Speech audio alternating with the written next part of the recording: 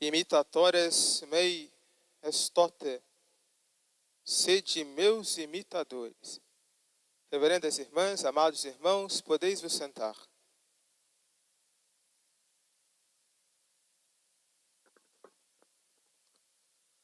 Durante todo o tempo depois de Pentecostes, a Santa Igreja traz para nós, no Santo Evangelho, as palavras de nosso Senhor, justamente nos exortando, suplicando, pedindo a nossa conversão.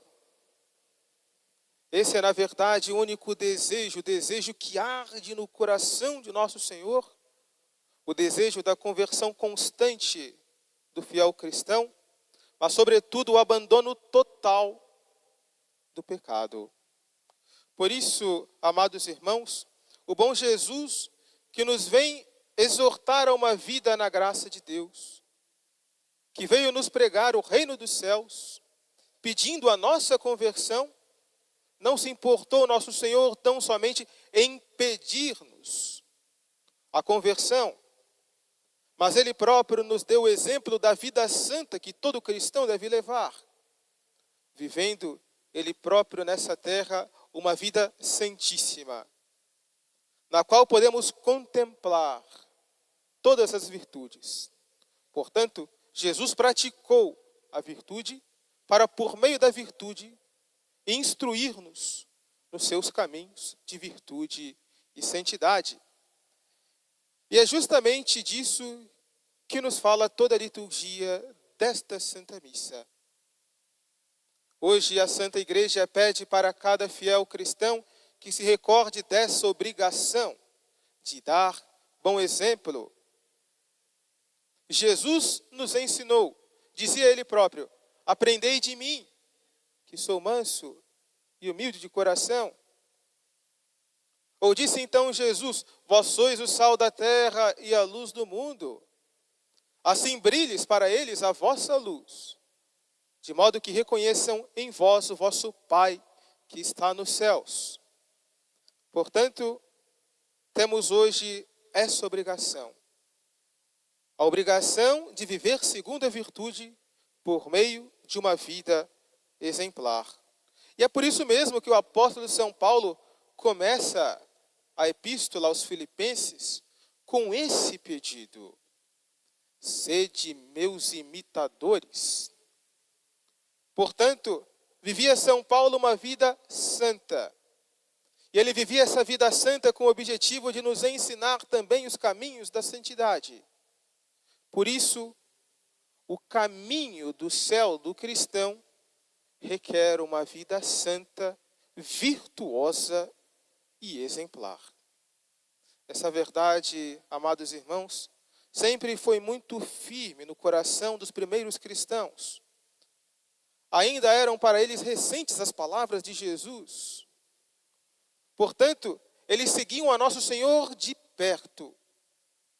Eles tinham os exemplos dos apóstolos e se aproveitavam desses bons exemplos, de tal modo que nós temos testemunhos de pagãos dos primeiros tempos e todos eles atestavam a santidade de vida dos fiéis cristãos. Tertuliano, por exemplo, nos relata que o mundo ficava pasmado com a caridade dos cristãos, de tal modo que, vendo essa caridade, diziam eles com frequência a respeito dos cristãos: vede como eles se amam. Portanto, essa caridade, esse amor, era uma virtude muito evidente nos primeiros cristãos. Também São Justino, do segundo século, nos traz um testemunho interessante a respeito da vida dos cristãos naquele período. Diz ele: os cristãos vivem na carne, mas não vivem segundo a carne. Moram na terra, mas têm a sua cidadania no céu. Obedecem às leis estabelecidas, mas com a sua vida superam todas as leis. Amam a todos e são perseguidos por todos. Os cristãos, em resumo, são como a alma no corpo, mas não procede do corpo. Os cristãos habitam no mundo, mas não procedem do mundo. Portanto, a santidade era uma característica notável dos primeiros cristãos. O bom exemplo era algo maravilhoso e que todos podiam contemplar nos cristãos daquela época. Todavia, é justamente para preservar no povo de Deus esse bom exemplo que o apóstolo São Paulo nos adverte contra o pecado do mau exemplo. Portanto, contra o pecado do escândalo. E São Paulo usa então palavras fortes para condenar esse terrível pecado. Pois muitos há de quem muitas vezes vos tenho falado, e ainda agora falo com lágrimas, que procedem como inimigos da cruz de Cristo. O fim deles é a perdição. Têm por Deus o ventre. Gloriam-se daquilo de que se deviam envergonhar, gostando somente das coisas terrenas. São duras as palavras de São Paulo, mas de fato são palavras necessárias. Toda a Sagrada Escritura, em todos os momentos da história da salvação, tanto no Antigo como no Novo Testamento, falam desse pecado. Mas o que é o pecado do escândalo? Esse pecado é muito bem definido por Santo Tomás de Aquino, que diz que o escândalo é dictum vel factum minus rectum prebens alteri ruinam. Ou seja, é uma palavra ou uma ação que carece de retidão e causa a ruína do próximo. Diante desse pecado, já os profetas no Antigo Testamento lançavam brados, condenando o povo tais maus exemplos. Cito agora o profeta Ezequiel, que diz: vou mostrar a santidade do meu santo nome, que foi profanado entre os povos nos quais vocês andaram espalhados, fazendo do meu nome motivo de riso e zombaria. Essas são as palavras de Deus. Recordando que o seu santo nome foi profanado por conta do mau exemplo do seu povo. E também nosso Senhor vitupera, condena esse pecado de modo especial, quando diz no Evangelho de São Mateus, no capítulo 18, mas se alguém fizer cair em pecado um destes pequeninos que creem em mim, melhor fora que lhe atassem ao pescoço a mó de um moinho e o lançassem no fundo do mar. Ai do mundo por causa dos escândalos. Eles são inevitáveis, mas ai dos homens que as causam. Portanto, estamos falando de um pecado especialmente grave. A modo de resumo, nós podemos entender o escândalo como um pecado que causa o pecado. É o mau exemplo do cristão que gera o pecado numa outra pessoa. Por isso, nós devemos nos colocar em guarda contra esse tipo de pecado. Pois esse pecado é também, no fim das contas, um crime, um assassinato de almas. Por isso, é importante que nós lembremos, as pessoas cobram dos fiéis cristãos uma postura coerente com a sua fé. E quando as pessoas que estão no mundo, ou nas falsas religiões, veem o mau comportamento de um cristão, elas dizem então de modo muito natural: mas não é fulano, não é fulana católica? Não são eles da igreja? Como podem agir desse modo? Se eles agem desse modo, certamente a igreja que eles seguem não é a igreja verdadeira. Ou seja, a nossa vida, ao invés de atrair as almas para Nosso Senhor, acaba muitas vezes afastando essas almas de Jesus. Por isso, estejamos atentos contra essa espécie de pecado. Mas é importante, para combatermos esse pecado, que nós conheçamos propriamente quem é esse inimigo. Quais são, portanto, os tipos de escândalo tão comuns na vida dos fiéis cristãos. Cito agora as palavras do padre Cornélio Alápide, da Companhia de Jesus, que diz que o escândalo pode ser de 5 tipos. O primeiro tipo de escândalo é o escândalo com palavras, ou seja, que provém daquelas palavras ditas de modo indecente, palavras indecorosas, onde falta o pudor. E mesmo também daquelas palavras que muitas vezes, com frequência, dizemos o mal a respeito do nosso próximo. Sim, essas simples palavras de murmuração, de maledicência, são também pecado de escândalo. E são para o nosso próximo ocasião de pecado. Por isso, tenhamos cuidado com as nossas palavras. Evitemos, sobretudo, essas palavras indecentes. Pois diz também o apóstolo São Paulo que esse tipo de coisa nem se nomeie entre vós. Portanto, o cristão tem também que se policiar com relação às suas palavras. E é justamente por isso que os apóstolos criticam, exortam esse pecado de um modo muito especial, dizendo que aquele que murmura, aquele que peca por palavras, tem a sua garganta, que é como um sepulcro aberto. Sua língua é viperina, saindo delas veneno de cobras. Ou então diz o profeta Jeremias, sua língua é como uma flecha penetrante. Portanto, tenhamos cuidado.